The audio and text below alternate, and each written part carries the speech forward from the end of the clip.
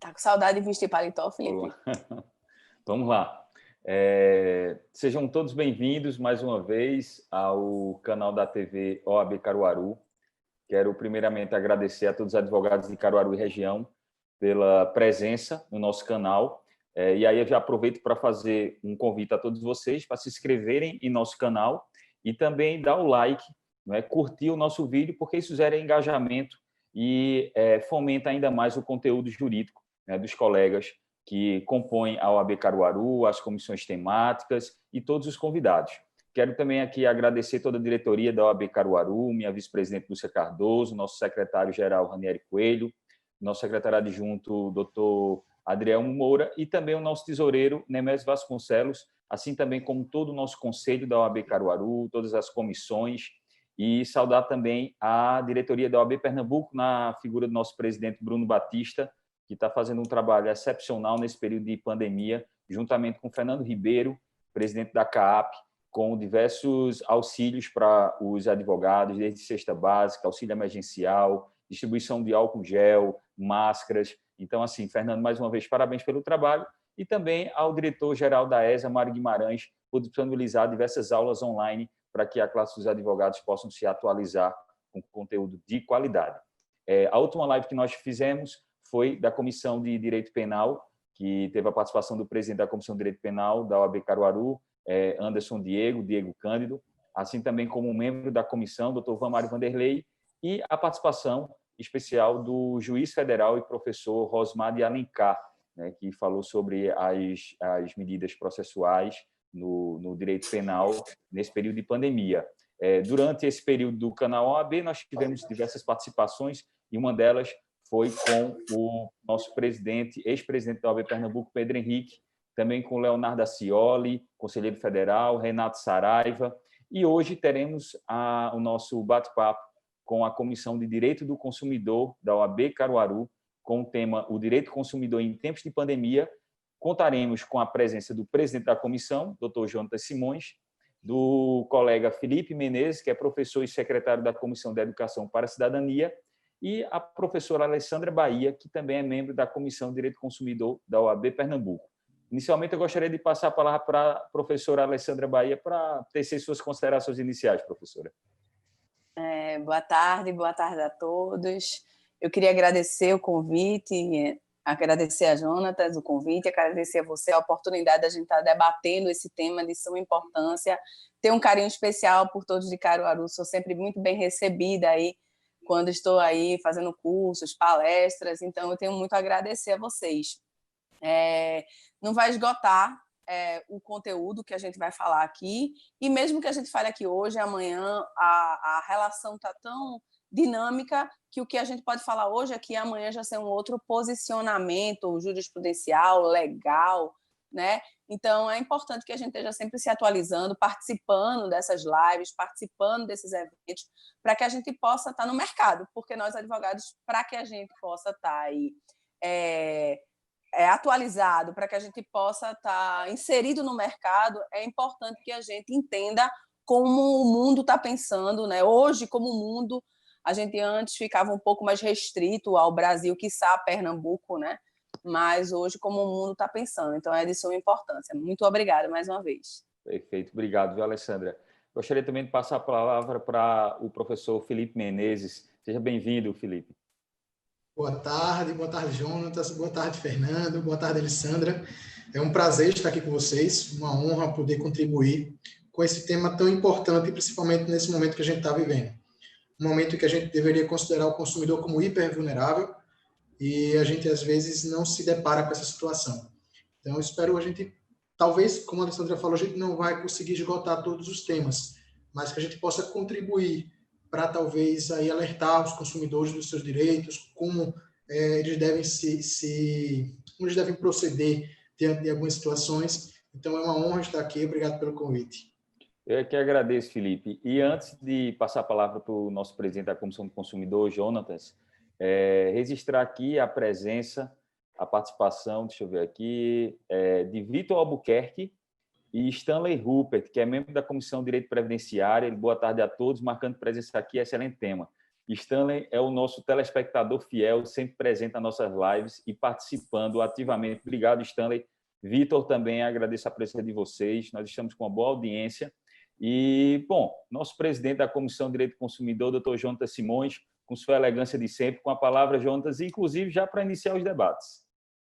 Muito boa tarde a todos. Fernando, inicialmente eu quero lhe saudar e parabenizar por trazer para a gente, advogado, e também para a sociedade no sentido geral, né, a possibilidade de se tornar mais próximo, né, o trabalho que a gente faz da sociedade e de quem quiser assistir. Né? Mais do que nunca a gente precisa adotar mecanismos de interação virtuais. E você acompanha essa tendência, acompanha e absorve muito bem a necessidade.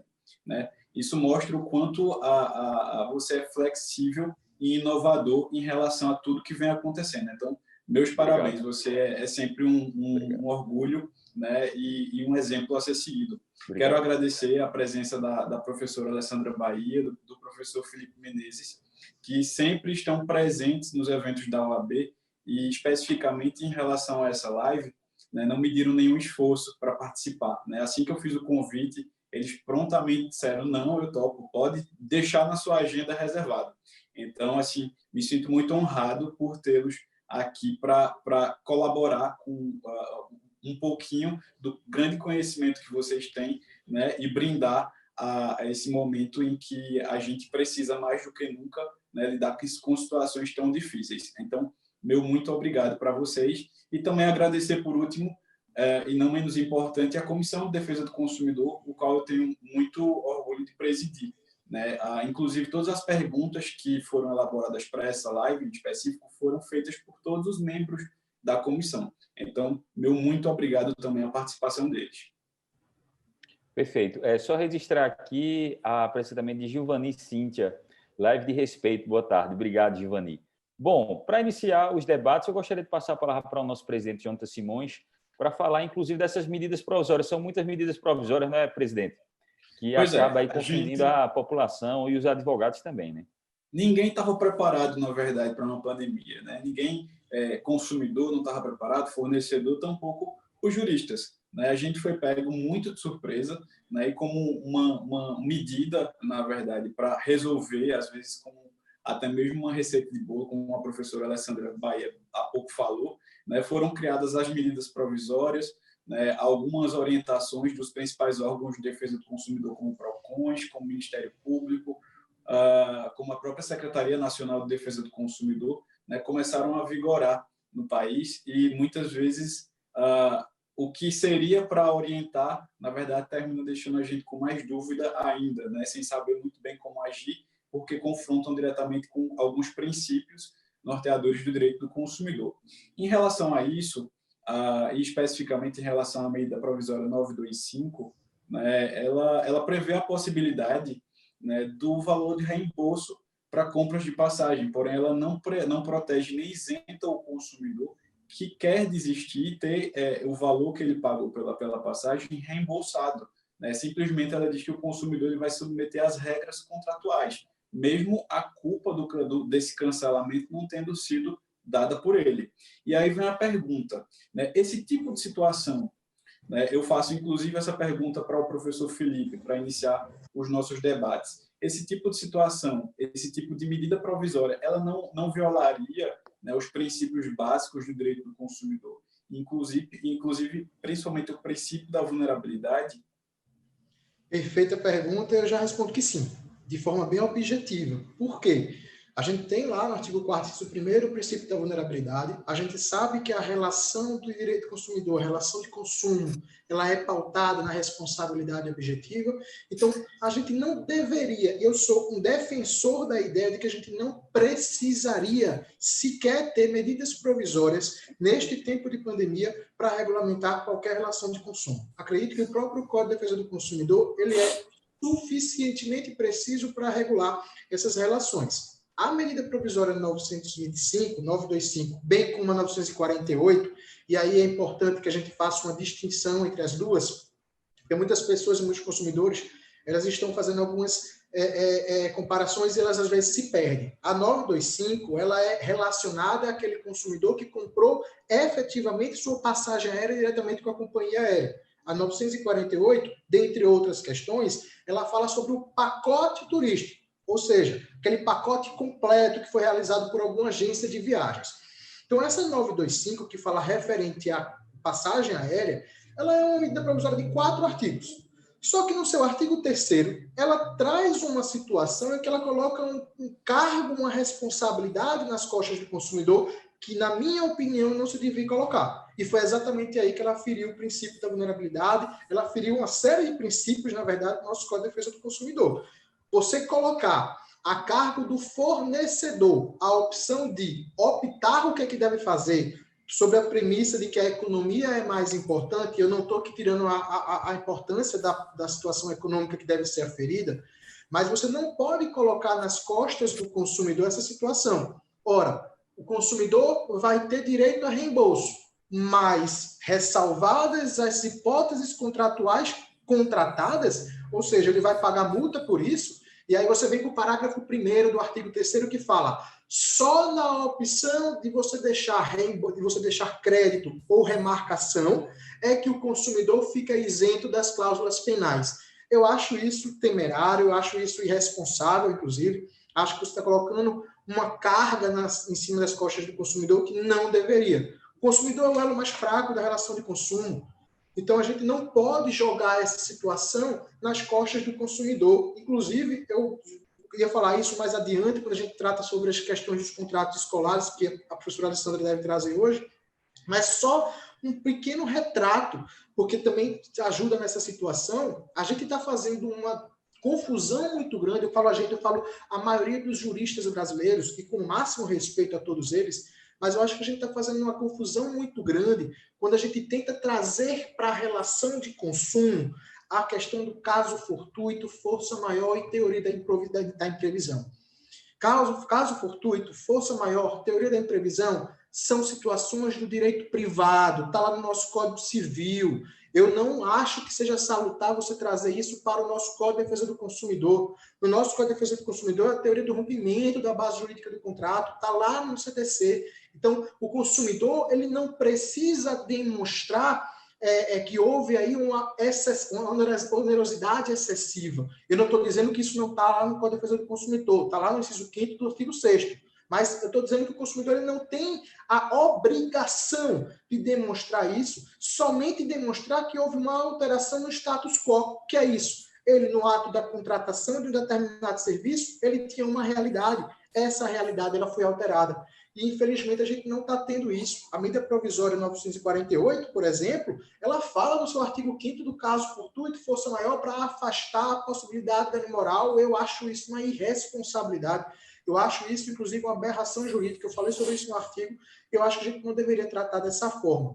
Então, sim, respondendo de forma objetiva, você está ferindo o seu princípio da vulnerabilidade, bem como uma série de outros princípios e colocando uma carga nas costas do consumidor que o consumidor não deveria suportar. E, Felipe, nessa questão mesmo da passagem aérea, diante da medida provisória, não adianta nada prever que a possibilidade de reembolso, né, mas, ao mesmo tempo, estabelecer as multas diante da quebra do contrato. Né? Então, no final das contas, essa é a questão do princípio da própria vulnerabilidade do consumidor, ele está totalmente violado, né? Ameaçado. Ele impõe, na verdade, de uma forma velada. Velada, perfeito. De uma forma velada. Ele impõe de uma forma velada que o consumidor ele aceite a opção de remarcar aquela passagem, aquela viagem. Então, eu acho isso realmente uma violação clara do princípio da vulnerabilidade. Perfeito. Só registrar aqui a participação de Lúcia Cardoso, nossa vice-presidente, sempre também presente nas nossas lives. Lúcia Cardoso, obrigado, Lúcia. E Alexandre Agrelli, membro da Comissão de Agilização Processual da OAB Caruaru. Essa comissão vem fazendo um trabalho brilhante, né? Inclusive estão fazendo um compêndio com todas as resoluções do tribunal nesse período de pandemia. Todo dia surge um ato novo, eles estão tendo um trabalho imenso. Antes de ontem mesmo já estava pronto esse material, aí quando ontem saiu outro ato, então, assim, parabéns a todos da comissão. Obrigado, viu, Alexandre, pelos comentários aqui e agradeço mais uma vez sua presença. Presidente, Jonatas, com a palavra.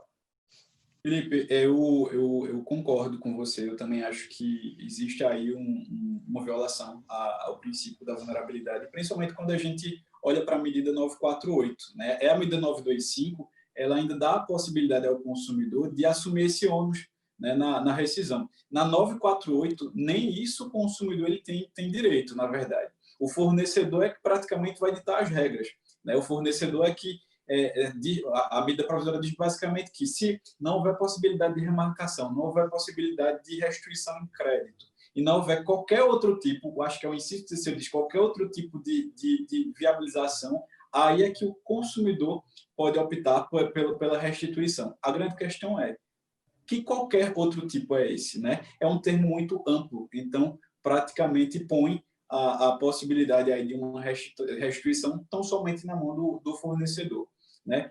Eu também tenho uma visão bem particular em relação a isso daí. Eu acho que, nesse momento, por mais que exista uma violação ao princípio da vulnerabilidade, né, eu também vejo que a gente é um desafio, na verdade, por parte dos órgãos de defesa do consumidor, buscar o equilíbrio entre as relações. Afinal, antes a gente tinha o consumidor como o único ser vulnerável, né? E hoje a gente tem também os fornecedores, né? Várias empresas hoje estão numa situação tão ruim quanto os consumidores, né? Inclusive correndo até o risco de fecharem. Então, acho que situações como essa devem ser levadas em consideração. É um momento muito novo para a gente começar a criar aí uma solução que gira em torno desse equilíbrio, né? A virtude, como diz Aristóteles, mora justamente no equilíbrio da situação. Acho que a professora Alessandra ela tem uma posição bem parecida com a minha, sempre ela busca ver os dois lados, né? E obviamente eu sou consumidor uma também. ferrenha defensora do direito do consumidor, mas também não há que não se levar em consideração a questão empresarial. Mas eu acho que o que a gente tem que levar no nosso Brasil é levar muito em consideração as pequenas e médias empresas, que são empresas, de certa forma, muitas vezes tão vulneráveis quanto nós consumidores, né? São empresas, historicamente, a partir de nossa cultura, são empresas arcaicas no âmbito administrativo, né?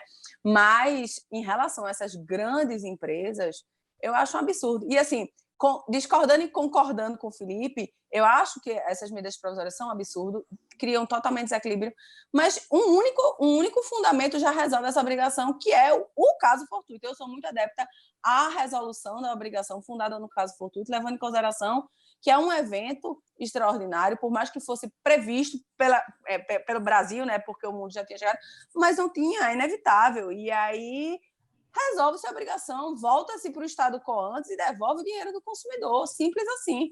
A teoria da base também do contrato, ela tem esse fundamento. Ou seja, existem muitos fundamentos para devolver esse dinheiro para o consumidor. Eu imagino também que eu acho que a intenção do governo era evitar uma grande retirada de dinheiro dessas empresas. Por exemplo, a TAM já pediu recuperação judicial lá no exterior. Né? Nos Estados Unidos, ela já pediu recuperação judicial. Então, eles tentaram evitar uma quebradeira, mas eles não levaram em consideração onde eles estavam mexendo, né? O vespeiro, porque a relação de consumo é uma relação de ordem pública. Então, de certa forma, relativizar tão drasticamente assim o direito do consumidor para situações de grande importe, grandes empresas que possuem faturamentos milionários, quiçá bilionários, colocar aí totalmente em xeque as normas de consumo. Poderia acontecer, poderia haver uma medida provisória, mas poderia se tentar chegar a um equilíbrio. Perfeito, Alessandra, a sua colocação. E por falar de grandes empresas, né, eu já vou entrar aqui no tópico de planos de saúde. Né? A ANS, em abril, ela tentou reunir vários planos de saúde, né, oferecendo, inclusive, a participação em um fundo de 15 bilhões, né, para os planos de saúde tão somente atenderem todos os usuários de plano de saúde, ainda que inadimplentes. Né? E, infelizmente, os planos de saúde não acataram, não quiseram ser signatários dessa possibilidade aí de acordo que a ANS tentou encabeçar. Então, frente a esses cenários de precariedade econômica e até mesmo e sanitária, né, que a gente vem atravessando, né, existe aí alguma saída para esse tipo de situação, para esse consumidor que não consegue pagar o seu plano de saúde porque perdeu renda, porque perdeu o emprego, né? A única saída seria realmente o Poder Judiciário para usar da Constituição e assegurar que a saúde seja um direito de todos e dever do Estado. Somente o Poder Judiciário poderia dar um remédio a esses consumidores. Passo a palavra aí para o professor Felipe começar a tecer aí suas considerações em relação. Eu me atrevi a fazer uma pesquisa já de processos, quantos processos, pelo menos na comarca de Pernambuco, foram ajuizados sobre essa matéria. E você vai se espantar com a quantidade de processos. Eu não contei. Eu vi que tinha muitos, eu fiquei, não, deixa para lá. Eu vi que essa matéria realmente está causando muito problema. O que é que acontece? Infelizmente, as operadoras, as principais operadoras, elas não aceitaram a proposta da ANS, da Agência Nacional de Saúde, que é essa proposta de se utilizarem de um fundo de 15 bilhões, que são valores que elas mesmas, valores delas mesmas da operadora de saúde. O que é que acontece? A FenaSaúde, Federação Nacional de Saúde Suplementar, que ela é responsável aí por 16 das principais operadoras de saúde, ela disse que as operadoras não teriam o acesso ilimitado a esse valor que justificasse a aceitação da proposta da ANS. Dentre outras argumentações, uma das argumentações eram essas. Além de uma série de requisitos que a ANS tinha pedido para que as agências, para que as operadoras se adentrassem, e elas não tinham possibilidade sobre aí a premissa de que elas poderiam ter um gasto muito grande e não teria esse acesso ilimitado a esse fundo. Então, eles não aceitaram. Infelizmente, no cenário comum, o que é que a gente tem? Inadimplentes com mais de 60 dias podem ter os seus planos de saúde cortados. Qual é o cenário que a gente está vivendo? Um cenário diferenciado, a gente está vivendo uma era de novos direitos. Se você ingressar para poder reclamar e comprovar o impacto financeiro que esse coronavírus trouxe na sua vida, é possível que, por equidade, os magistrados eles favoreçam a sentença, seja favorável ao seu pleito. Mas isso eu estou dizendo com base no que eu estou vendo do Poder Judiciário. Isso não é uma verdade absoluta. Por quê? Porque no cenário comum, o que a gente tem é, a partir de 60 dias de mora, 60 dias de inadimplência, o plano de saúde tem a liberdade em efetuar o corte da cobertura do plano de saúde. Agora, é preciso obedecer alguns requisitos, a gente precisa deixar claro isso para o consumidor. Se o plano de saúde não fizer a notificação até o 50º aniversário, até o 50º dia de inadimplência, esse corte ele pode ser indevido. Então, o consumidor ele poderia ingressar na justiça através do PROCON ou através da plataforma consumidor.gov.br, que hoje é muito interessante e poucos consumidores conhecem. Eles podem fazer essa reclamação porque estaria aí diante de uma cláusula abusiva, de uma ilegalidade. Eles não podem fazer nenhum tipo de corte sem a devida notificação. Mas é o que eu estou dizendo, isso é no cenário comum. Infelizmente, a gente está vivendo esse cenário de pandemia, de insegurança jurídica, e mesmo diante da inadimplência, se o consumidor tiver a comprovação do impacto financeiro que ele está sofrendo, eu acredito que ele possa ter um resultado positivo se ele procurar o Poder Judiciário, se ele procurar o PROCON, ou até através do consumidor.gov.br. Mas, infelizmente, a gente tem aí essa recusa dessa proposta pelas 16 grandes operadoras de saúde no Brasil. Perfeito, Felipe. Só registrar aqui que tiveram pequenas operadoras que aderiram ao termo, né? Aí esses consumidores que têm essa relação contratual, né, estariam foram cobertos, 9 seguradoras. Né? 9 Isso, seguradoras. Né? E, ao mesmo tempo, acredito eu que o magistrado, no momento que vê aquele segurado, aquele cliente que há 20, 30 anos paga o plano de saúde em dia, né, tem uma boa relação com aquela empresa, e por um caso fortuito, como essa situação da pandemia, atrasa, acredito eu que o magistrado, com a questão de bom senso, né, manteria aí os serviços da operadora, né, do plano de saúde para o segurado. Só citar aqui doutor Edivan Cordeiro, presidente da Comissão de Conciliação da OAB Caruaru, e doutor Williams Davidson. Acredito que ele... Aqui, ó, colegas, sobre plano de saúde, os consumidores que estão pagando em dia o plano não conseguem utilizar os serviços, pois hospitais apenas estão atendendo urgências e casos de Covid-19.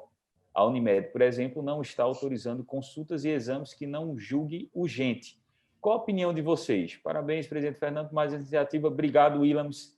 Bom, tem essa pergunta também aí do nosso colega telespectador. É uma violação ao que está lá previsto no nosso ordenamento, inclusive nos rolos de cobertura do próprio plano de saúde, do próprio OMS. Então, se ele está tendo aí uma recusa a um tipo de determinado atendimento, por mais que seja por razão de que aquele determinado hospital ele está atendendo somente algum tipo de situação restrita ao Covid, ele não pode ter o atendimento recusado. Se ele estiver diante de uma situação como essa, aconselho que o amigo ele procure aí tanto as vias consensuais, por meio do consumidor.gov.br, ou o próprio PROCON, ou através do Poder Judiciário, para tentar reverter essa recusa do plano de saúde que ele tem em contrato. Agora, inclusive, é interessante verificar se é o plano de saúde que está recusando ou ele não está tendo acesso aos médicos, porque hoje, se você for buscar os médicos, ligar para o médico e dizer eu queria marcar, ele vai dizer eu não estou atendendo, até porque muitos estão lá na linha de frente, né? Então, assim, tem que analisar qual o tipo de problema, porque se for uma questão de indisponibilidade até do médico em si, que ele tem interesse, que a maioria dos planos de saúde, de uma forma geral, é você que busca um médico, né? Acho que poucos, como a Apvida, é que fazem os encaminhamentos, né? Então, você tem que ver isso, aí você tem que ver que é um nível de responsabilidade, é procurar um médico, analisar também o momento que está se vivendo, porque esses médicos que você faz tanta atenção de ser consultado, não sendo uma questão de extrema urgência, pode transmitir Covid para você, porque eles estão lá. Então, é uma questão também de analisar a situação e a circunstância. Agora, claro, se ele tenta e diz a consulta está negada, você não tem acesso à consulta, aí, com certeza, é uma violação do direito do consumidor. É bem interessante, Alessandra, frisar para esclarecer, porque existem essas possibilidades, né? Ou, como o caso pode acontecer do plano, e aí precisa haver a reclamação, né? Fazer a queixa diante da violação, mas também do próprio médico que não está atendendo, ou do laboratório que não está funcionando. Do laboratório, das clínicas de exames. Eu conheço laboratórios, né, até de clientes que não estão funcionando nesse momento, tendo em vista todo esse período de pandemia, né? Exatamente. O que pode estar acontecendo também é que a ANS recentemente se posicionou em relação à ampliação de prazos, né? Para cada determinado tipo de exame, existe uma relação de prazos que os prestadores de saúde têm que obedecer. Eu não vou lembrar especificamente qual prazo, mas, por exemplo, uma consulta uma consulta de uma cirurgia normal. Até 30 dias, né? Uma cirurgia exatamente. Até 30 dias. E aí, diante da situação do Covid-19, esses prazos eles foram dilatados, né? Então, pode ser que a pessoa não esteja conseguindo fazer a marcação imediata diante dessa situação. Agora, e um exame, né? Também que hoje no Brasil já está autorizado a possibilidade de telemedicina. Hoje, muitos médicos estão atendendo online, né, e tem funcionado para algumas especialidades médicas. Fora os contatos que você tem com seus médicos. Por exemplo, meu marido teve coronavírus, e aí eu entrei em contato com a minha médica, já que é uma médica antiga, por favor, passa o exame para mim, que eu quero fazer. Agora, uma das grandes dificuldades nossas hoje, que eu entendo aí no plano de saúde, é a impossibilidade. Literalmente, estamos impossibilitados de realizar os exames de Covid nos laboratórios, porque e aí acho que isso cabe aí uma análise dos PROCONs, dos órgãos de defesa do consumidor, porque eles se negam a cadastrar esse tipo de tratamento. Eles dizem, não, esse eu não faço pelo plano, e o plano de saúde é obrigado a pagar, entendeu? Eu acho que esse hoje é uma das grandes problemáticas. Aí você tem que você tem que pagar um valor que o plano de saúde cobre por negativa do laboratório. Eu acho que nesse caso aí, um dos grandes problemas que a gente tem hoje é esse. E se você me permite, Jonatas, se a gente partir para outra pergunta, a gente precisa diferenciar quais aqueles exames que o plano de saúde hoje está cobrindo. Porque existe uma grande dificuldade na compreensão. A gente tem dois tipos de exame para saber sobre a questão do coronavírus, do Covid-19. Um é o PCR. O PCR é que está sendo coberto pelo plano de saúde desde que você tenha uma requisição médica e do seu plano de saúde seja ambulatorial. O serviço do IgM, que é aquele de sorologia, IgM, que é de sorologia, ele não está IgG e IgM. IgG e IgM, perfeito. Ele, que é a sorologia, ele não está coberto pelo plano de saúde. Então, Sim. isso tem que ser levado em consideração, porque eu vejo hoje muitas pessoas, amigos meus, eu fui no laboratório, ele está querendo cobrar 300 e poucos reais, qual é o exame que você está fazendo? Você tem requisição? Eu tenho a requisição, mas o exame que ele está querendo é sorologia. A sorologia, falando de forma bem rasteira, a sorologia é aquele de sangue, tá, pessoal? E o PCR é o cotonetezinho que você coloca na boca e no nariz. Então, esse do cotonete, que é o PCR, ele é coberto desde que É para saber se você tem o coronavírus, você tem né? E o outro PCR. é para saber se você teve. Exatamente. Então, isso ainda gera muita polêmica, porque muitos consumidores não sabem qual é realmente o exame que é coberto. Perfeito, Felipe. Ótimo esclarecer. Já indo para a próxima pergunta, que é relacionada justamente ao artigo 49 do nosso Código de Defesa do Consumidor. Existe aí um projeto de lei, que é o projeto 1179, né, que ele visa aí, né, discutir essa aplicabilidade do artigo 49 e retirar o direito de arrependimento em algumas situações. Então, considerando que o comércio eletrônico, né, em tempos de quarentena, ele tornou-se justamente um modelo mais usual de compras, né, não seria mais plausível a ampliação, na verdade, desses direitos de arrependimento pelo risco mais acentuado da contratação, devido à ampla utilização desse meio eletrônico, né? Aí a pergunta é, a mitigação da regra do artigo 49, né, ainda que de forma temporária e especificamente em relação a esses bens de consumo, não ameaça a aplicação histórica do direito de arrependimento do Código de Defesa do Consumidor? Veja, eu tinha muito receio do projeto 1179, como ele foi redigido lá no início. Ele é um projeto do senador Antônio Anastasia, e eu tinha muito receio de como ele foi para o Senado. Porque a previsão no início era de exclusão da aplicabilidade desse artigo 49, que é o direito do arrependimento, de forma irrestrita, para todos os cenários até dia 30 de outubro. Então, ele sofreu aí uma emenda na Câmara dos Deputados, e na Câmara dos Deputados, ele se restringiu a medicamentos, produtos perecíveis e de rápido consumo, né? Os produtos de rápida utilização. Dessa vez, eu vou concordar. Eu acho que foi acertado, sim. Por quê? Eu também acho. Porque antes mesmo dessa pandemia, vários doutrinadores já falavam que esse direito de arrependimento ele era impossível de ser aplicado a alguns produtos pela natureza do objeto. Então, assim, eu acredito que dessa vez a gente tem uma decisão acertada, porque a gente está falando sobre medicamentos, produtos perecíveis ou produtos que eles, pela natureza, eles são consumidos rapidamente. Esses produtos, se eu me utilizasse do direito de arrependimento, eles não poderiam ser colocados no mercado novamente. Então, esse é o medo, essa é a celeuma. O direito de arrependimento, quando a gente utiliza, você devolve aquele produto ele é colocado no mercado para ser vendido novamente. Só que nesses casos de medicamentos, de produtos perecíveis ou produtos de rápido consumo, eles não podem ser inseridos rapidamente novamente no mercado. Então, eu concordo com essa posição, acho que ela foi acertada, e é bom que a gente registre. A gente não está falando sobre o vício, a gente não está falando sobre o defeito. Se você compra um medicamento e esse medicamento está vindo com uma dosagem diferente, você vai ter todo o direito de fazer a troca, de reclamar. A gente está falando tão somente do direito de arrependimento previsto no artigo 49. Então, só não vai poder exercer o direito de arrependimento nesses 3 casos.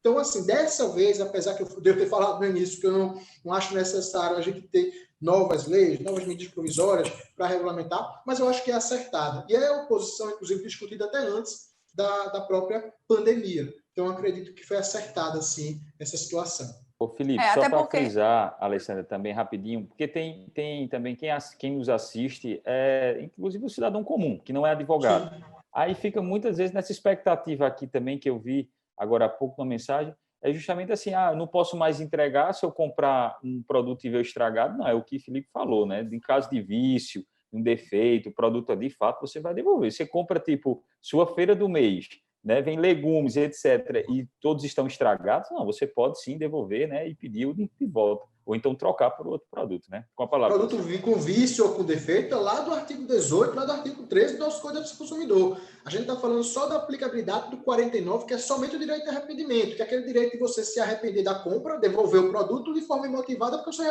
não gostou, não quer o produto, vamos dizer assim. Exatamente. Nos países desenvolvidos, inclusive, esse direito de arrependimento é um direito até muito maior do que 7 dias, e muito maior e muito mais extensivo do que simplesmente a compras feitas fora do estabelecimento comercial. essa prevalência da boa-fé do consumidor, de comprar um produto, chegar em casa, se arrepender, voltar na loja e querer desistir, isso é comum nos países lá no exterior. Inclusive, já há até alguns estudos e alguns projetos para que esse direito de arrependimento seja alterado. Só que a gente está vivendo num momento de exceção, a gente está vivendo num momento em que tem que haver esse equilíbrio. Você criar, imagine todos esses restaurantes daqui, você pede no WhatsApp, pede lá no iFood, e quando você chega, não quero me arrepender, imagine a instabilidade que também isso vai causar. A gente tem que pensar tanto no âmbito grande, né, como medicamentos, que são coisas perecíveis, mas que podem até ser devolvidas, mas que isso gera um estoque que precisa ser vendido e que está todo mundo precisando, que está todo mundo querendo. Então, eu acho que tanto o fato de pensar dos produtos em si, como da repercussão do direito do arrependimento.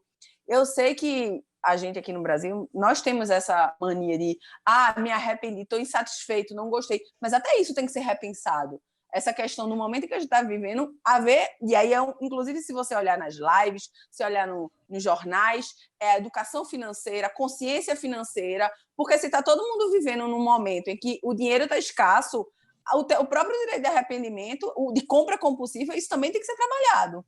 Porque direito do consumidor não é simplesmente uma lei, é uma relação econômica, social, legal, então totalmente interrelacionado com outros ramos aí da vida da gente, né? Acho que é o momento para a gente falar sobre a prova 3515, né? Superendividamento aí, Sim, que já passou pelo Senado, aprovado unanimamente, e está aí emperrado lá na Câmara dos Deputados, que é um projeto da Brasilcom, que tende aí a gente ter uma discussão maior, tende a fazer uma reformulação do nosso Código de Defesa do Consumidor. Principalmente para contratos bancários. Exatamente, no que tange a superendividamento dos nossos consumidores.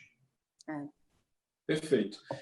Inclusive, o Poder Judiciário já vinha se posicionando antes mesmo da questão desse projeto de lei, né, a respeito de alguns produtos perecíveis. A professora Alessandra Bahia falou muito bem da questão do iFood, né? Eu já trabalhei 4 anos no Procon e, assim, eram dos mais absurdos casos de consumidores que queriam se aproveitar, muitas vezes, do artigo 49. Era aquele consumidor que pedia uma pizza de calabresa, chegava em casa e dizia, não, mas agora eu não quero mais calabresa, eu queria era de mussarela, e o rapaz não quis trocar, né? Então, falta aí, na verdade, um bom senso. Então, precisava-se realmente de um projeto de lei que tratasse disso, dando limitação ao que precisava ser limitado, né? Então, foi bem interessante isso daí. O professor Felipe, ele falou sobre a questão de vício, e já aproveitando o gancho dele, eu faço uma pergunta em relação à questão da Lei 48.809, que tratou de alguns serviços essenciais e não incluiu as assistências técnicas, né, como serviços essenciais, o que dificultou muito a vida de alguns consumidores. Como exemplo, eu, que tive meu iPhone quebrado durante a pandemia. No início da pandemia, meu iPhone ele pifou e eu não consegui enviar para assistência técnica. Eu acho que a própria professora Alessandra também, viu? Que ela botou no grupo, que a gente tem um grupo da Comissão de Defesa do Consumidor aqui de Pernambuco, que ela botou que teve algum problema também referente a essa situação. Eu consegui resolver. Pois é, eu ainda não consegui resolver porque só me deram a solução de enviar o produto para outro estado, só que meu celular foi comprado fora, né? Então eu não conseguiria enviar sem nota fiscal, eu não tenho a nota fiscal, vou ter que esperar reabrir aí no Recife. Então, a partir dessa situação, né, como consumidor que detém um produto dentro de garantia e poderá ter o produto reparado, né, como é que fica essa situação de prazo? Né? Existe aí uma obrigatoriedade das assistências continuarem funcionando mesmo sem a lei falar sobre elas? E se não funcionar, essa questão desse prazo, ele se prorroga para quando retomar as atividades, esse prazo ele voltar à contagem normal? No meu entendimento, sim. No meu entendimento, se ele não está com acesso a essas assistências, ele tem que ter o prazo suspenso. Agora, é só ele provar, né? Exatamente. Eu acho que provar ele precisa... que foi atrás e não Exatamente, conseguiu. que ele foi atrás, que ele mandou um e-mail, que ele ligou, anotou o protocolo. Ele precisa, no exato momento que ele se deparou com o vício, ele precisa fazer a reclamação. E depois de constatar que realmente aquela assistência ela está fechada, aí sim ele vai ter total direito em reclamar posteriormente, quando aquela assistência for reaberta, do seu problema. A gente teve acertadamente, alguns estados da federação colocaram a assistência como serviço essencial. Eu sei do caso de São Paulo. São Paulo colocou as assistências como serviço essencial, as assistências continuaram abertas, e eu acho que deveria ser isso em todo o Brasil, porque a gente tem exatamente situações como essas que deixam o consumidor vulnerável numa situação completamente desconfortável, desfavorável. Exatamente, Mas, Felipe. diante da comprovação... Um exemplo seria uma geladeira, né? No momento que você Produtos está ali fazendo essenciais. com produtos essenciais. E, inclusive, eu tive um problema semelhante com a geladeira, né? Mas, graças a Deus, conseguiu resolver. Porém, no momento que eu fiz o registro da ocorrência, justamente abriu um chamado na assistência técnica, ali eu já estava resguardado, né? E aí, apesar de sermos advogados, sabemos o trâmite, né? Mas o próprio atendente, ele já estava bem orientado e falou sobre isso. Não, já foi registrado, já anotei aqui, etc. Quando passa esse período, a gente manda um técnico na sua casa. Agora a gente fala assim, né? Se a gente for analisar o que é um serviço essencial. Veja, eu estava discutindo isso até com meu marido essa semana, que eu disse, meu Deus, tá com barata na minha casa, eu preciso matar essas baratas, eu preciso chamar a detetização. Detetização não é serviço essencial. Mas peraí, e eu vou dormir com as baratas? Um rato, vou acordar?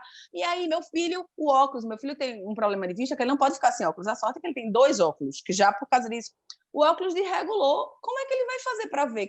Então, assim, se a gente for analisar e esmiuçar o que é um serviço essencial, a gente ia acabar tendo que manter muitos serviços, né? Mas a própria Código de Defesa do Consumidor diz que obsta a decadência enquanto a empresa não negar veementemente. Então, quando ele abre o chamado, enquanto a empresa não negar, ele está aí resguardado na lei, né? Perfeito. Só registrar aqui a presença do nosso conselheiro, William Santos Júnior, doutora Priscila Fernandes também, excelente live, ela comentou aqui, e doutor Alano Araújo, excelente explanação da doutora Alessandra Bahia. Pronto, Alessandra aí, ó, um fã. Mais um fã. Ele é suspeito, porque ele é meu marido, viu? Eu tive que falar, né?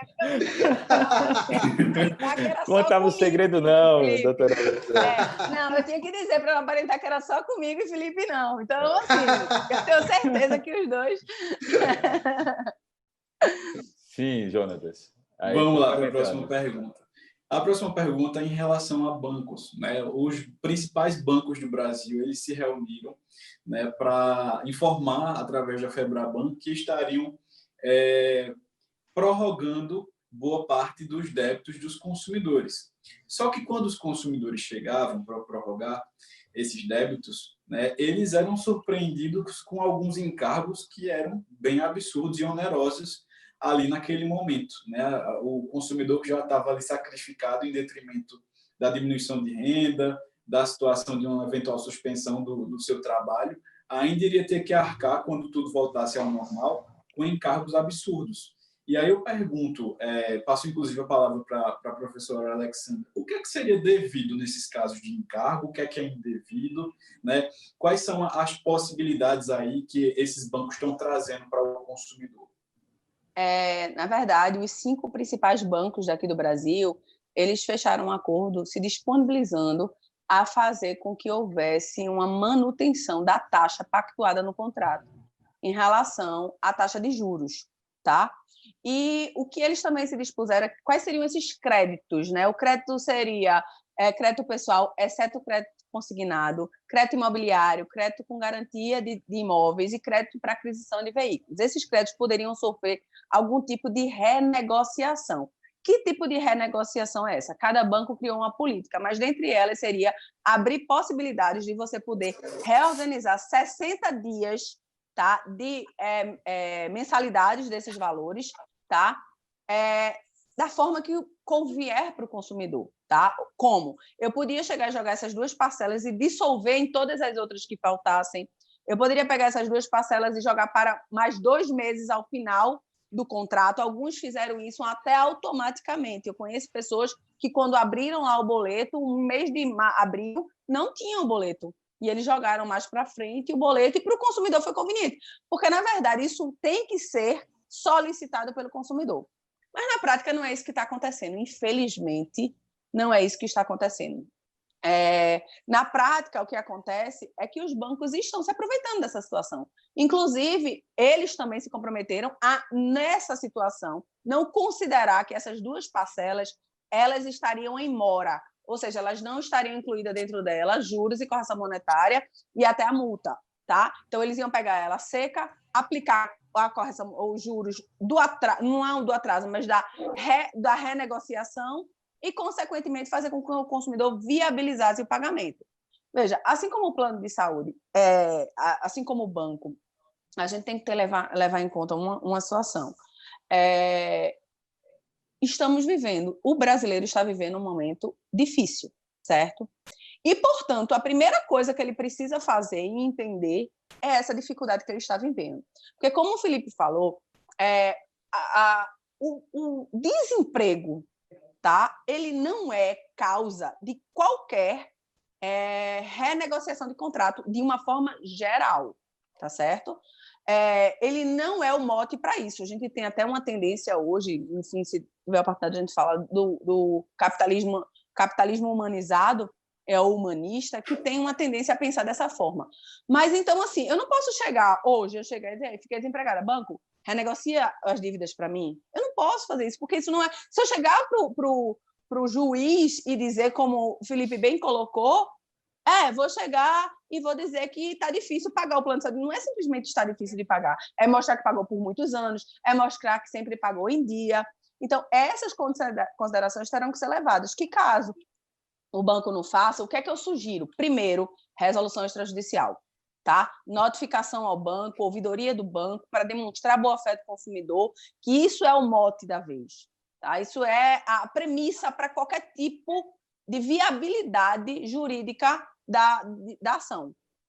Não conseguiu? Vai lá no Banco Central. Não conseguiu? E aí, demonstrando o desequilíbrio econômico, né? Aí pode perguntar, mas eu tenho que abrir as minhas contas? Não necessariamente, às vezes, você tem que abrir suas contas. Provas cabais, como uma carteira que você foi dado baixa, provas cabais, às vezes até como um extrato bancário. Então, se a pessoa está vivendo aquela situação, ela precisa que o juiz acredite naquela situação, né? Para que, assim, ela consiga viabilizar esse tipo de renegociação, porque o perdão da dívida não vai existir. Verdade, professora. Os bancos, acima de tudo, são capitalistas e não adianta a gente se iludir, né, achar que vai ter aí um milagre partindo, inclusive, por parte dos bancos. E é por isso que essa lei, é por isso que esse projeto de lei 3515 que o Felipe está falando, na verdade, a tábua de salvação que está todo mundo imaginando que possa vir a ser. Porque 65% do PIB, tá, do Brasil, ele vem com o consumo das famílias, que gira em média de 4,5 trilhões. Ou seja, o consumo das famílias é importante para o consumidor, para o mercado capitalista. Sem a gente, o capitalismo não vai existir. Sem nós, consumidores, o capitalismo não vai existir. Mas, em paralelo, houve agora 25% de inadimplência, que aumentou razoavelmente proporcional ao ano passado e proporcional a março. Existem aí 91 milhões de brasileiros que não estão pagando, pelo menos não pagaram uma parcela de alguma dívida que tem entre abril e maio. Então, é uma situação que antigamente existia, mas hoje vai ser muito mais agravada. E esse projeto vai incluir um capítulo no Código de Defesa do Consumidor, onde ele tem 3 vertentes: a natureza preventiva, repressiva e de tratamento do superendividamento do consumidor, a partir de um modelo francês, onde ele vai praticamente fazer uma recuperação judicial da pessoa física. Ele vai criar um plano onde ele viabiliza. Então, isso é muito importante agora, no momento em que está todo mundo vivendo, que a gente sabe que ninguém está querendo deixar de pagar, mas não sabe como pagar.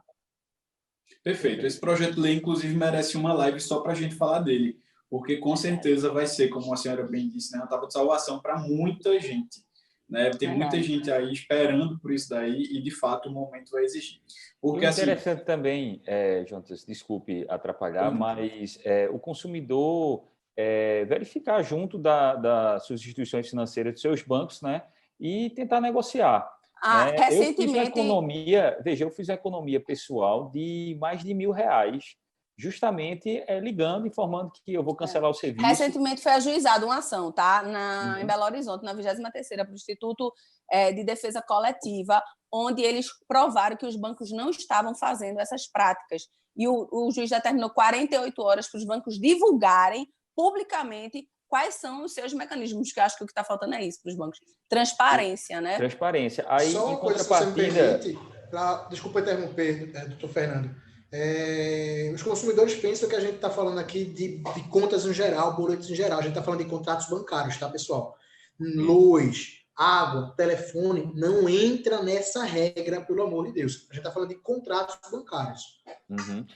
Inclusive, assim, tem pessoas próximas que nós intermediamos junto de uma instituição financeira, de bancos, de contrato de financiamento, que é aquele banco, ele, de fato, ele suspendeu o pagamento durante 3 meses, sem cobrança nenhuma taxa a mais, né? Então, assim, existem também aqueles bancos que prezam pelo bom relacionamento do cliente. Isso. E aí é onde é que o cliente deve priorizar esse banco, né? Então, nesse momento agora, nós estamos vendo aqueles prestadores de serviço que estão disponibilizando um excelente serviço e aqueles que querem se aproveitar do momento. Então, cabe também ao consumidor já, né, e também o consumidor ele tem que ficar muito atento, porque esse também é um momento que vai agravar o superendividamento, não só pela impossibilidade de pagar, mas pelos mecanismos e práticas abusivas dos bancos de ofertar cada vez mais créditos, porque as pessoas estão precisando e eles se apegarem a isso e depois dizer que não tinham como pagar por causa da pandemia. Aí é o venire contra factum próprio, você não pode se aproveitar dessa situação.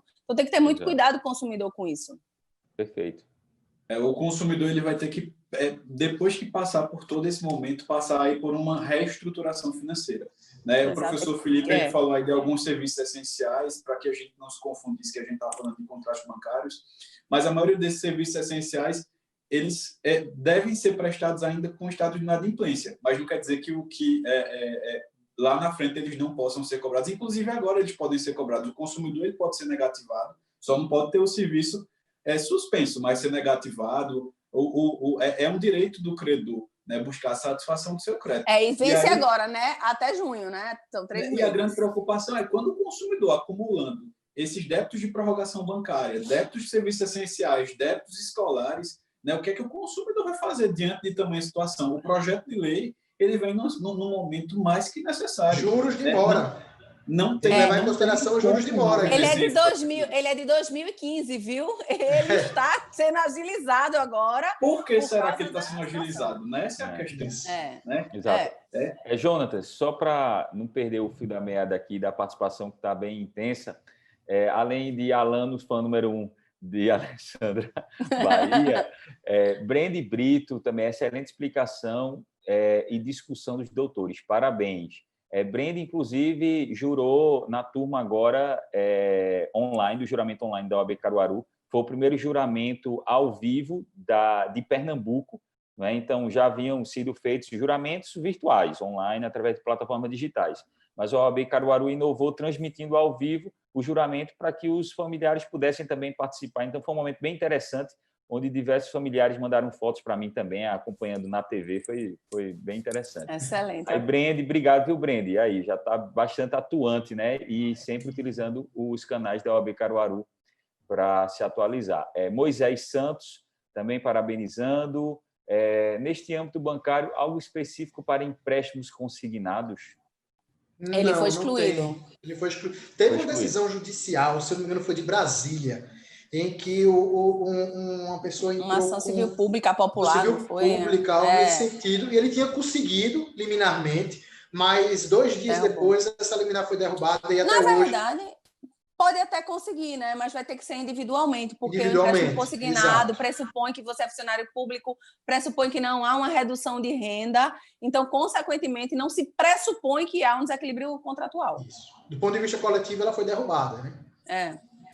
Deixa eu ver, aqui, Jonathan Albuquerque, também temas super atuais, perfeitas explanações, doutora Patrícia Moura, muito esclarecedor, obrigado, Patrícia, pela audiência. Tem o doutor Williams Davidson, também, que ele manda mais uma pergunta e conta um caso de uma conhecida, de uma cliente que teve a energia de sua casa cortada por falta de pagamento. Agora, ele disse que havia a opção de débito automático e haveria fundos mas não houve a compensação, né? E ele disse que o banco informou que havia um limite para pagamento da conta de energia de R$ 150. Como a conta foi 165, não foi paga. O cliente alega que nunca foi avisado disso. Bom, isso é um típico caso aí, né, para analisar e conseguir aí um dano morais, quem sabe. Até porque a suspensão da energia elétrica ela foi suspensa, né? Nesse período, por determinação da ANEEL. Mas a suspensão da energia residencial, né? Comercial mantém, né? Residencial. Ele falou comercial? Não, ele falou residencial. Eu acho que foi residencial. Residencial. Ele não falou bem não, mas deve ter sido residencial. Bom, doutor Jonatas. Então, vamos lá para o tema que todo mundo quer, um pouquinho de informações, né? Que é justamente a questão dos contratos escolares. É um dos mais polêmicos. Esse é polêmico. Todo mundo quer saber, quer justamente uma fórmula mágica para resolver essa situação. E aí, professores, qual é a dica que vocês dão em relação à questão das mensalidades, tanto para os estudantes como também para os fornecedores, em relação a isso? Muita gente tem enfrentado problema, todo mundo, na verdade, quer um desconto, ainda que mínimo, só para acalmar o coração, mas querem um desconto, né? Até porque houve diminuição de renda por parte dos consumidores, também houve redução de custos por parte dos fornecedores, né? Hoje, as escolas, as instituições de ensino não têm, teoricamente, custos com água, com luz, né? Com materiais de limpeza. Como é que fica essa situação? Na verdade, a gente tem que pensar o seguinte: existe uma medida provisória que está em vigor que determina que as escolas têm que cumprir as 800 horas letivas no ano, por bem ou por mal, né? E a maioria não vai conseguir cumprir ela nesse período de pandemia. Vai ter que criar mecanismos posteriores para se apegar, principalmente o infantil, tá? Porque o Fundamental 1 e o Fundamental 2 e a resolução da Conselho Nacional da Educação indica que até o primeiro ano, que seria uma alfabetização, tá? Ele seria considerado um infantil, face à inviabilidade de você realizar as atividades. Então, a partir do segundo ano, existe a possibilidade de você compensar, e há uma redução significativa de custos que você, inclusive, futuramente, quando voltar às aulas, não vai precisar repor presencialmente, porque você vai poder também criar atividades ou aulas paralelas, online, complementares, como o próprio Conselho Nacional da Educação, para que possa contemplar essas 800 horas. Ele até sugere, dizendo que se um aluno pode ser aprovado no infantil com 60% da carga horária, por que não poderia só existir 60% para o infantil? Mas ele não indica nada porque existe a medida provisória em vigor. Então, para os grandes, eu acho que as escolas têm que pensar, as escolas deveriam ter pensado, a apresentação do plano de contingência não é necessariamente chegar, porque a lei determina que você tem que apresentar suas contas para justificar o aumento anual. Os donos de casa, eu tenho que mostrar quanto é que eu pago de água, eu tenho que mostrar quanto você paga de luz. Não, você tem que demonstrar que o seu custo fixo baixou, mas, por exemplo, o seu inadimplemento aumentou, que isso é significativo, em mais de 60%, em mais de 70%, como em alguns casos, e o que muitas vezes não bate, porque nenhum professor está sendo demitido. Os professores estão tendo que se manter lá para poder dar as aulas. Então, eu acho que a sinceridade, a proposta, essa apresentação sistemática desse plano de contingência, que foi o que foi solicitado pelo Ministério Público, o que estava faltando era isso, era transparência muito nessa relação, tá? É dizer assim, cadê? Está chegando 31 de abril, 1º de maio, vai começar as aulas dia 4 e ninguém me disse o que é que está acontecendo com essas escolas. Então, os pais, eu participei de reuniões junto ao Ministério Público e os próprios promotores, inclusive, são pais e estavam, eu não sei o que vai acontecer com meus filhos, eu não sei o que vai acontecer. Então, eles estavam muito com essa visão assim, preciso de desconto, só que nem todo mundo teve alteração da base objetiva do contrato, nem todo mundo. Então, a escola linearizar isso cria um desequilíbrio, porque alguns vão se beneficiar desnecessariamente se eles estão tendo o serviço. Infantil, não, eles não estão tendo, mas eles vão ter que ter. Então, a escola vai ter que abrir dia de sábado, a escola vai ter que abrir dia de 1 hora a mais. Agora, qual a preocupação que as escolas deveriam ter? Então, a importância da assessoria jurídica nessas horas é de extrema importância. Você acha que você vai conseguir ter? Porque o melhor é você ser muito franco com seus pais e dizer, agora eu diminuo, mas pode ser que mais tarde eu tenha que aumentar. Não é verdade? E também para os pais que vão rescindir os contratos. Porque, veja, a partir de 4 anos, o Código da Infância e da Juventude determina... Você tirar uma criança da escola, você viola o Código. O Estatuto da Criança e Adolescente. Entendeu? E aí, e se ele não conseguir voltar? E quando for voltar, ter um prejuízo e não conseguir acompanhar aquele conteúdo? Então, os pais têm que pensar nessa situação. E financeira também. Bem, essa eu não consigo pagar, estou desempregado. Prefiro rescindir o contrato, há um caso fortuito, alteração da base econômica, vou para uma escola mais barata, vou para uma escola pública, vou para uma escola que eu possa pagar. Porque o desemprego vai acontecer em todo momento da vida. Agora, não pode o pai ficar sem pagar, sem viabilizar um desconto, a escola sem falar. Então, envolvem três partes aí muito importantes. Então, a transparência, a atenção, eu acho que é a máxima nesse momento. Esse aí não tem regra de bolo. Como o Felipe disse, eu acho que o desconto tem que ser viável quando for possível, né? Tem escolas que estão investindo muito em tecnologia. Eu tenho isso na minha casa. Meu filho hoje estuda, meu filho tem 13 anos, minha filha nem vai muito, tem 4, mas ele estuda todo o aparato criado, Google não sei o quê, e-mail não sei o quê, foi criado e-mail pessoal, vai ter provas, vão ter isso, o contato, as atividades, uma plataforma de educação, Geeks, que foi criada. Então, isso você tem que analisar, você tem que se basear dentro dessas premissas de boa-fé, de transparência, de equilíbrio, para exigir da escola, né, algo. Então, isso vai variar de relação para relação. E aí, Felipe pode me ajudar nesse ponto. Alessandra, rapidinho, Alessandra e Felipe, aí só vai botar um tempero nesse debate, né? Pelo fato da escola não estar funcionando fisicamente, que não tem as despesas, né, da manutenção na do maioria, colégio. a maioria. E, além do mais, agora tem que investir o quê? Em tecnologia. Então, aumenta a questão da mão de obra, do trabalho intelectual, do TI, a equipe seria maior, né? Questão de computadores, servidores maiores. Então, também tem isso, né? Você diminui a conta de energia, mas aumenta esse plano de contingência que o Ministério Público determinou, que todo mundo ficou desesperado, nada mais era do que isso. Olha, como vamos fazer para disponibilizar a educação para o seu filho? Como vamos fazer para disponibilizar a viabilidade de você manter o contrato? Os canais são esse. Vamos conversar. Então, todo mundo, o governo teve que fazer plano de contingência, está fazendo sistematicamente, o município, então, não ia ser diferente a educação. A educação um serviço essencial.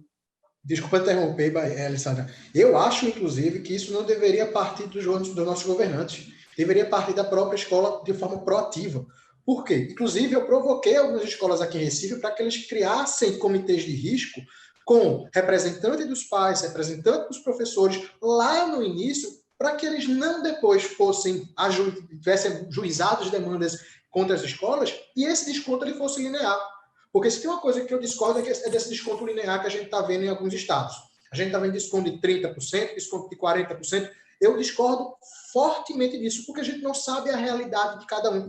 E esse desconto linear ele não pode ser parametrizado para todo mundo, de forma que a gente não tenha a casuística da coisa. Ou seja, se você tem, por exemplo, um servidor público que não teve R$1 de redução, você tem um médico que não teve R$1 de redução, porque ele vai ter um desconto, porque ele vai se utilizar desse momento para pedir desconto. Claro, a gente sabe que as escolas fechadas, elas tiveram uma redução de gastos, mas a gente também não sabe a real noção dos gastos que as escolas têm. Eu vou dar um exemplo bem claro. A maioria das pessoas ficam falando que, mas não tem energia.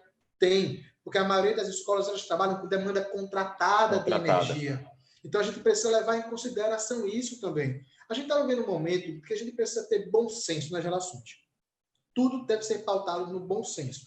A gente trata com relação ao consumo, trata do CDC. CDC é boa-fé. Boa-fé objetiva nos contratos. Então, as pessoas precisam ter um pouco de noção relacionadas a isso. Eu acho que se as escolas partissem do início, com essa proatividade em resolver determinadas soluções, elas não teriam descontos tão altos como a gente está vendo no Poder Judiciário. Eu vi uma decisão que um aluno conseguiu um desconto de 50%. Não, e decisões loucas, né? Grupos entrando e conseguindo liminares. Então, assim, tudo desorganizado. Exatamente. Tudo Será que se essa escola lá no início se apresentasse proativamente um plano para aquele pai, demonstrando de forma transparente os gastos que ela está tendo nessa pandemia, ela poderia ter um desconto de 20%, e aquele pai, por mais que ele tivesse no início pleiteando desconto de 30%, 40%, não, mas para aí, ela me mostrou aqui e tem razão, tem fundamento. Porque uma coisa que a gente precisa ter em mente pai, quando procura uma escola, ela procura por duas situações. confiança naquela escola e confiança no conteúdo. Um pai não quer que a escola se dê mal. Um pai não quer o fechamento daquela escola. Então, ele vai ter total noção de que aquela escola também precisa se pautar naquela questão da economia. Então, assim, eu acho que faltou, talvez, proatividade por parte de algumas escolas lá no início. E outra coisa, né? Eu acho que papo. Houve um problema de representatividade aí também das escolas, sabe? Eu Exato. acho que a representação das escolas face ao público gerou uma raiva dos pais. Ou seja, a forma que a instituição que representa as escolas no estado de Pernambuco, que falavam por todas, mas não estavam com todas inseridas, causou aquela estranheza, aquela não vamos dar desconto, não vamos fazer isso, não, as escolas não têm condição. Então, os pais ficaram cada vez mais preocupados, né, como é que ia acontecer com a vida deles, sem saber se seu filho iriam ter aula, como iriam ser viabilizados, porque as escolas também não foram assessoradas. Na verdade, é a maior prova de assessoria, necessidade de assessoria jurídica, foram o que as escolas estão passando hoje. É interessante só ressaltar aqui, registrar Eronildo, obrigado, Eronildo, pela presença, Eugênio Pacelli também está aqui presente, é um colega advogado nosso aqui em Caruaru. Só para quem está escutando, essa é uma visão, justamente assim, tendo em vista a experiência prática e jurídica, não é? E uma razoabilidade. Não quer dizer que aqui é advogado de colégio ou advogado de aluno, de forma alguma, mas é um posicionamento jurídico e justamente dentro da razoabilidade. Como o Felipe bem colocou, um desconto linear, ele é justo, porque do mesmo jeito que tem um servidor público que o salário dele não foi alterado, ele vai ter um desconto naquela pessoa, e tem um pai que é profissional liberal, que trabalha com comércio e a renda dele agora é zero. Né? Então, exatamente, são situações que devem ser pensadas. E, ao mesmo tempo, eu fico preocupado com colégios menores, porque colégios maiores têm um fluxo de caixa maior e conseguem atravessar essa pandemia aí sem muitas sequelas. Porém, aquele colégio pequeno, que já está com a corda no pescoço, então é capaz de quebrar. E aí vai ser ruim para o seu filho, porque você vai ter que ir procurar um outro colégio, né? E aí, de repente, a mensalidade pode ser mais alta e você não tem condições de arcar. Né? Então, existe também um bom senso, tem que existir do consumidor, né? De quem está ali contratando também o serviço. Como a professora Alessandra bem falou, né, acho que houve uma inflexibilidade inicial por parte dos órgãos de representação das escolas.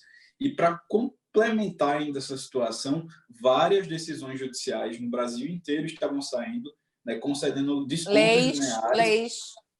Inclusive leis, verdade, né, dando descontos lineares à maioria dos estudantes. Né? Mas aí deixando de lado, né, a real situação das partes, né? Desprezando o princípio da informação, né, que deve se pautar nesse momento, conforme as orientações do próprio Ministério Público.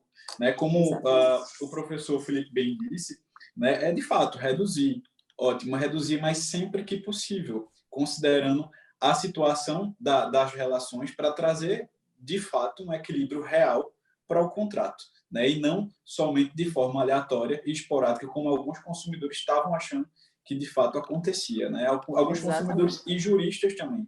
Vi vários juristas, né, se utilizando, na verdade, da possibilidade de ganho, né, enchendo os olhos ali com aquelas decisões que estavam saindo, né, mas desprezando algumas coisas que eram elementares para se ter. E foi o que o Fernando falou, né? Aqui a gente, inclusive, a nossa raiz, o nosso sangue aqui é de defesa do consumidor. Eu acho que pouco tempo, mas todo mundo percebe, como Felipe, eu, como nós trabalhamos em prol e defesa do consumidor. Mas não é porque nós trabalhamos em prol e defesa do consumidor que temos que ser radicais. Não significa que quando a gente pondera para o lado da escola ou para o lado de alguém, a gente está ali, porque um advogado de uma escola, advogado...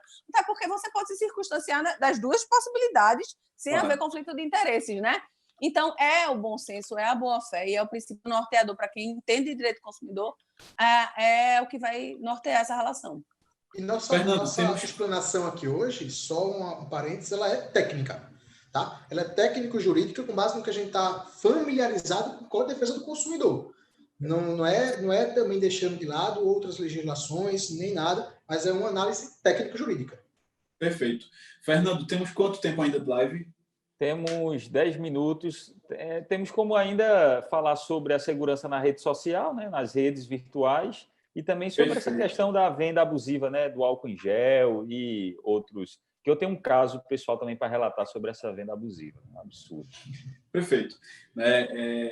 Acho que com a pandemia, como eu disse inicialmente, né, a quantidade de negócios jurídicos que estão sendo realizados na internet cresceu exponencialmente. Isso daí é inegável.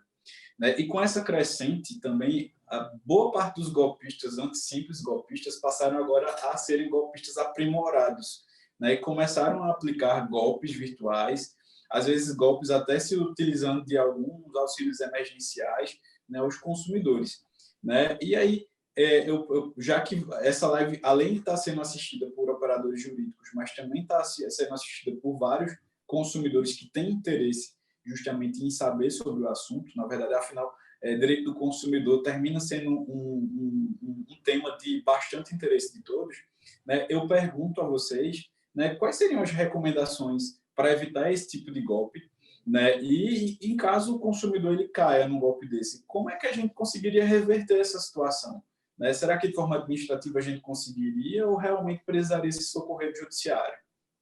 Eu vou trazer um dado que eu estava pesquisando a respeito disso, até para fazer um artigo que eu lancei na semana passada. A Associação Brasileira de Comércio Eletrônico fez um parâmetro dos 2 meses entre fevereiro e março desse ano e fevereiro e março de 2019, para você ver o acréscimo, o aumento de compras online que a gente teve esse ano. Para medicamentos, 111%. Para supermercados, 80% de aumento. E para beleza e perfumaria, 83%. Perceba, o supermercado ele é um produto, é um serviço essencial, os supermercados estão abertos, mas as pessoas com receio de sair de suas casas estão fazendo mais compras online. Veja como a gente tem esse número dilatado, né, de compras online. Então a gente precisa, sim, sempre se precaver do que, o que a gente pode fazer antes de fazer uma compra online. Infelizmente, a compra online ela é muito pouco defendida, muito pouco prevista no nosso CDC. A professora, a brilhante professora Cláudia Lima Marques, ela inclusive fala que a gente precisaria ter uma reformulação do CDC quanto ao e-commerce, né? Que a gente não tem muita previsibilidade no nosso Código de Defesa do Consumidor.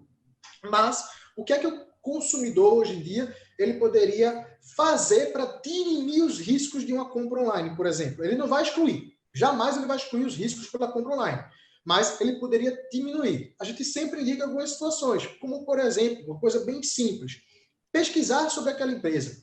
A gente tem a possibilidade de pesquisar sobre a fonte daquela empresa, sobre a reputação daquela empresa, pelo Reclame Aqui, pelo consumidor.gov.br. Então, ele precisa sempre pesquisar sobre aquela empresa e, principalmente, a reputação daquela empresa.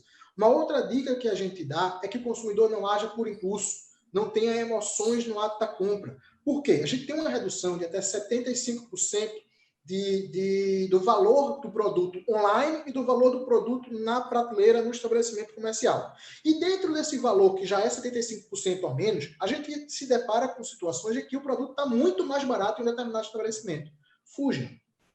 Fuja que isso é provavelmente uma cilada. Se você pesquisa em vários estabelecimentos online e o produto está sempre linear, o valor está sempre linear, uma variação mínima de um para outro, você encontra em outro local muito mais barato do que nos demais, provavelmente é uma cilada. Um terceiro ponto que a gente sempre fala para as pessoas, jamais, nunca vá por link direcionado. Por mais que você veja no link direcionado o nome daquele estabelecimento que você quer realizar a compra, quando você clica nesse link direcionado, você não está indo para o site especializado que você está querendo fazer a compra, você está indo para um site pirata. Então, sempre que você quiser fazer alguma compra online, você pega o nome do estabelecimento, digita no teu navegador, se atenta lá para aquele HTTPS, porque se não tiver aquilo também é um indício de que está tendo fraude naquele site, e aí você vai diminuir os riscos. E, por fim, uma coisa que eu sempre falo para as pessoas se atenta que a maioria dos sites especializados em venda hoje consta com certificador especializado.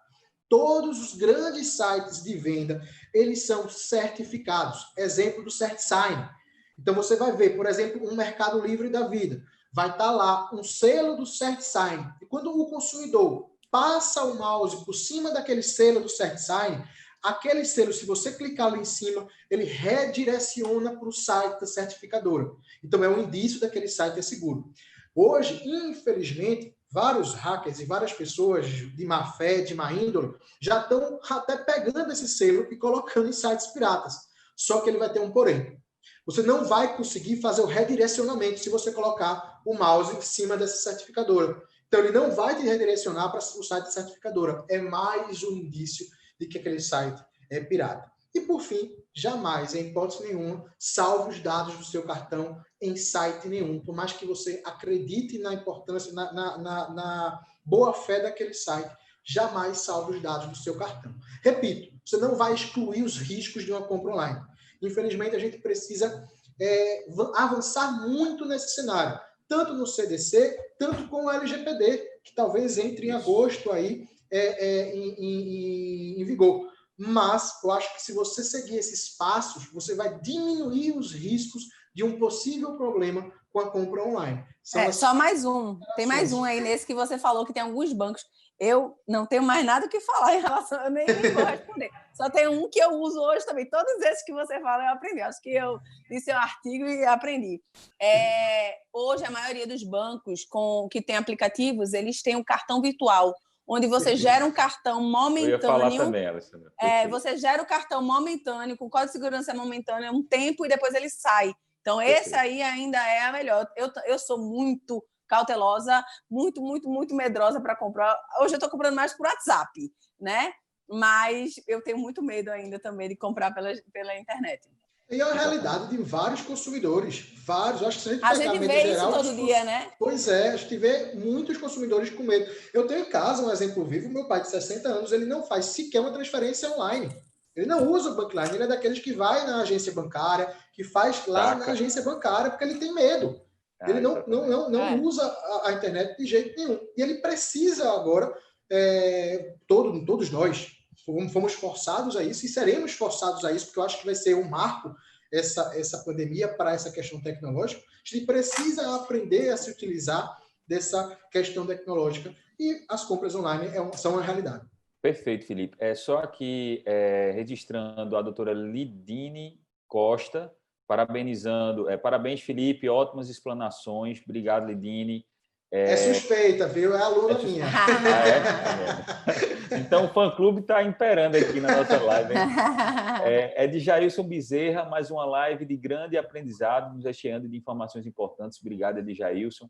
Moisés, obrigado também pela presença. Ele pergunta se há alguma indicação de pós-graduação em Direito do Consumidor em Caruaru ou Recife.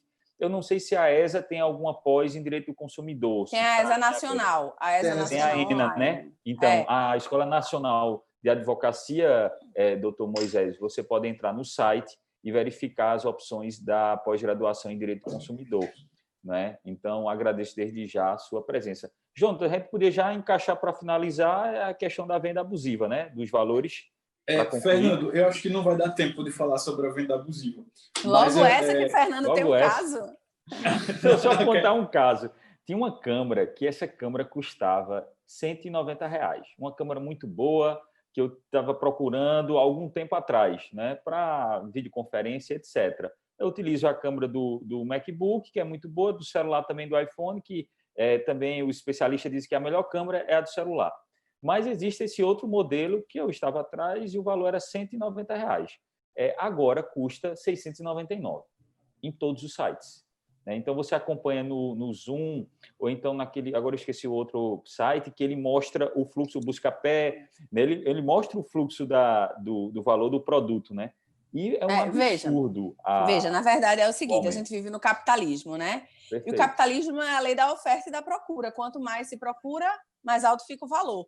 Isso é uma premissa, né? Uhum. Então, a gente tem que ter como uma prática abusiva elevar sem justa causa, tá? Principalmente a elevação sem justa causa. Então, se eu tenho uma causa, qual seria a minha causa? O revendedor, o fabricante. E isso é facilmente comprovado.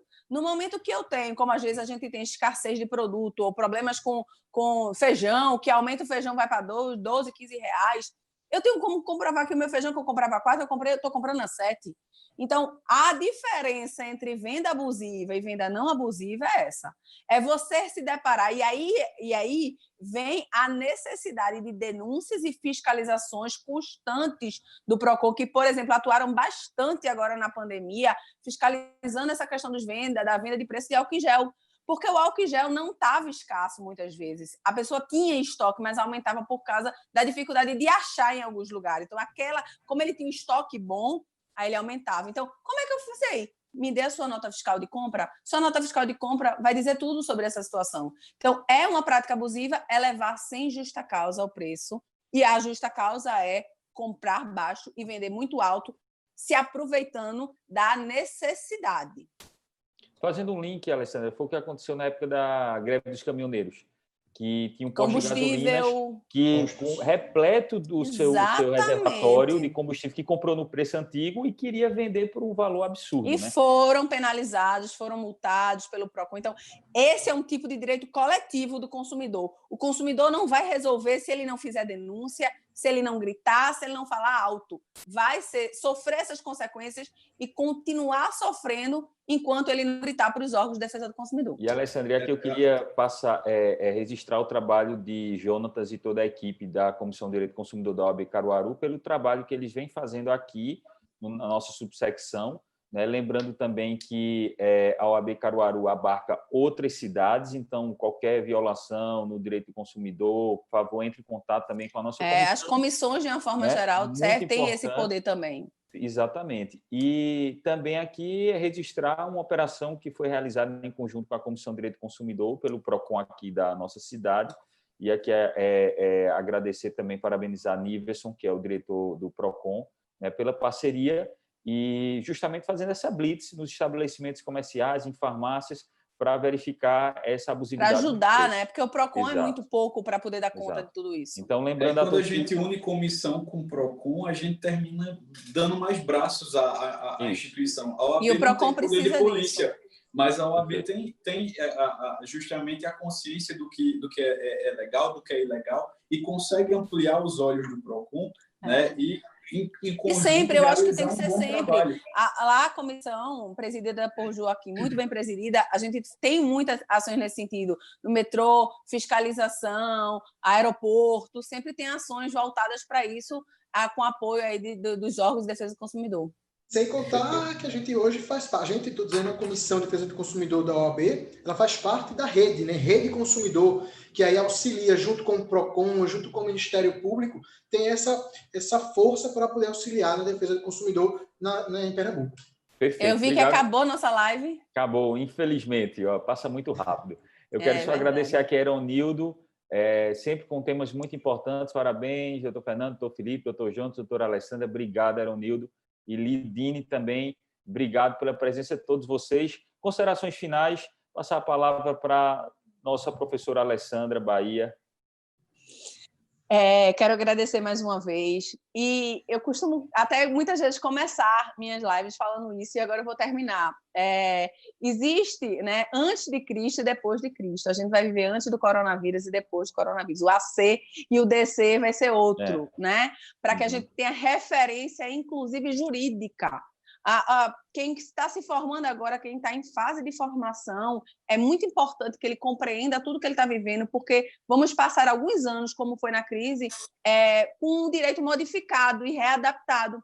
E eu acho que uma das nossas o que temos que ter hoje, como norte, é que a nova tendência agora, que é esse capitalismo humanista, que inclusive o professor Ricardo Sayegh, ele foi indicado pelo Prêmio Nobel por trazer essa teoria, que é justamente a pandemia trouxe dois grandes problemas: o problema de colapso na saúde e o problema de colapso na economia. Na saúde, as medidas estão se tentando evoluir nesse sentido, mas na economia isso vai dificultar, demorar muito. E uma das coisas que vai ajudar é a influência da visão social na economia. É o dinheiro andar pensando na pessoa que está tendo acesso a ele, não tendo acesso a ele, como um ser humano, a dignidade, a teoria do mínimo existencial. Então, a economia vai ter que andar muito voltada para os direitos humanos e para o direito social. Então, é isso que a gente tem que começar a pensar como jurista, como advogado, como ser humano, né? Ter essa sensibilidade, essa boa-fé, essa transparência pautada nas nossas relações. Agradeço mais uma vez e fico à disposição. Obrigado, Alessandra. Obrigado pela atenção com a OAB Caruaru. Só registrar aqui, Stanley. Obrigado, Stanley, mais uma vez, por sempre estar presente nessas lives, né, da OAB Caruaru. Felipe, com a palavra, considerações finais. Depois dessa fala aí de Alessandra Bahia, não tem nem o que falar, né? Perfeitas colocações, Alessandra. A gente precisa debater mais, sempre, em defesa do consumidor, principalmente nesses tempos que a gente está vivendo. Eu estou sentindo que a gente está deixando o consumidor um pouco escanteado nesse tempo de pandemia. Eu tenho muito receio dessas medidas provisórias, tenho muito receio do que está por vir, as discussões no Senado, as discussões na Câmara dos Deputados a respeito do direito do consumidor nesse tempo de pandemia, nesse tempo de coronavírus. Então, esses debates, eles são esclarecedores, esses debates, eles fomentam outras discussões. Eu acho que isso é importantíssimo. Parabéns pela iniciativa, obrigado pelo convite, Jonatas. Eu estou aqui sempre à disposição. Doutor Fernando, parabéns pela sua condução à frente da OAB de Caruaru e contem comigo, estou à disposição sempre. Obrigado, Felipe. Doutor Jonatas, com a palavra, considerações finais. Fernando, eu quero agradecer mais uma vez, né, a professora Alessandra e o professor Felipe, que toparam sem pestanejar de estar aqui nesse momento, né, dividindo o conhecimento, nos ajudando a ter uma reflexão acerca de tudo isso que está acontecendo. Né? Se você observar, qualquer pessoa que esteja observando, consegue ver que a live, além de ter sido técnica, ela teve toda uma análise, toda uma reflexão acerca de tudo que está acontecendo em relação ao direito do consumidor. E o convite, esses nomes que apareceram, professor Alessandro e professor Felipe, foram muito bem pensados, justamente porque a gente queria provocar justamente essa reflexão. Né? Então, eu quero parabenizá-los, né, pela excelente explanação e por nos levar, né, a um pensamento crítico a respeito de tudo que está acontecendo. Né? Inclusive, já faço aí o convite para ambos, né? Possivelmente vamos ter aí uma live sobre essa questão do projeto de lei, né, que vocês bem explanaram por aqui, né, para que a gente consiga falar desse assunto com muito mais propriedade. Né? Vamos deixar que ele fique mais próximo aí de uma aprovação definitiva para que a gente consiga trazer esse assunto. Mas, de antemão, sintam-se convidados para ter essa discussão aí com a gente e estar, mais uma vez, participando aqui em Caruaru, que saibam vocês que são sempre muito bem recebidos e eu asseguro que vocês têm, sim, muito fãs. Né? Não estou aqui falando nada acima do que é verdade. Né? Vocês, sempre que vêm por aqui, professora Alessandra Bahia ministrou um curso de prática consumerista ano passado, foi extremamente bem recepcionada, né? As pessoas adoraram, justamente pela visão crítica que ela tem a respeito de tudo, e é a partir dessa análise crítica que a gente consegue fixar muito mais a parte técnica, porque a gente consegue ver desde a origem até o momento em que está sendo aplicada a norma, e a gente consegue elaborar com o pensamento crítico, né, como tudo funciona. Professor Felipe, apesar de não ter sido ainda convidado para nenhum evento especificamente da Comissão Fora Live, né, eu sei que ele tem muitos fãs, porque eu tenho colegas da área de Direito do Consumidor que são leitores dos livros do professor Felipe, que são alunos dele, e sempre quando se fala em Felipe, sempre existe toda uma admiração. Né? Então, sou muito grato pela participação de vocês aqui e também me ponho à disposição para sempre que precisarem. Mais uma vez, parabéns, Jonatas, pelo trabalho. Quero agradecer ao professor Felipe. Inclusive, costumamos sempre divulgar os livros aqui. O livro do professor Felipe esgotou, então não teve nem como nós divulgarmos. Né? A Alessandra também já é prata da casa, já é caruaruense, praticamente uma caruaruense, já veio diversas vezes aqui, fez curso prático também. E, assim, é uma satisfação tê-los aqui em nosso canal da OAB Caruaru. Sempre que precisarem, pode contar. A TV OAB Caruaru não é somente da OAB Caruaru, mas é da sociedade, é dos advogados de Pernambuco como um todo. Então, se vocês precisarem, pode contar conosco. Parabenizar Jonatas e toda a sua equipe, Jonatas, pelo trabalho que vem fazendo, não só nesse período de pandemia, mas antes também, e registrar que nesse período de pandemia houveram diversas ações da Comissão do Consumidor. Uma delas também é referente a essa questão das filas nos bancos. Foi emitido uma recomendação por parte da Comissão do Consumidor, foi encaminhado ofício para a Prefeitura, cobramos ao PROCON também.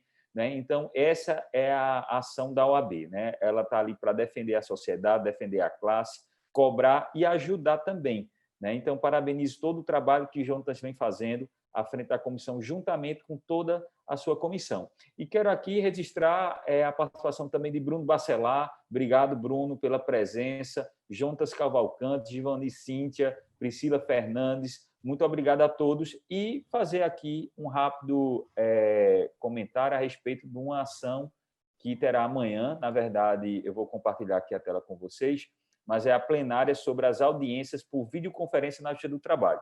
Então, os advogados trabalhistas, amanhã, nós precisamos escutar vocês para entender se vocês concordam, se não. Haverá participação das juízas trabalhistas aqui da nossa comarca e vai ser uma reunião com os advogados e as magistradas para falar sobre as audiências. Teremos, na Justiça do Trabalho, teremos a participação também do presidente da Comissão de Direito do Trabalho, Bertone Vasconcelos, e também da nossa vice-presidente, Lúcia Cardoso, que é advogada trabalhista. E já faço aqui também uma convocação para que vocês participem, façam o cadastramento aqui para receber a vacina da CAAP contra a gripe. Então, agendamento para a vacina contra a gripe e influenza, vocês ligam para esse número 99502-6400 e faz o agendamento. Doses são limitadas, né? Então, por isso que vocês devem correr para fazer logo esse agendamento. E a aplicação será na sexta-feira, pela manhã e tarde, no Shopping Difusora, na garagem do subsolo, com toda a comodidade para que os advogados possam, sem sair do carro, receber sua vacina, né, e sem ter contato com aglomerações de pessoas, que é a recomendação, né, dos órgãos de saúde. Então, mais uma vez, obrigado a todos. Parabenizo toda a equipe da OAB Caruaru, a diretoria. Um abraço a Bruno Batista, nosso presidente, pelo excelente trabalho.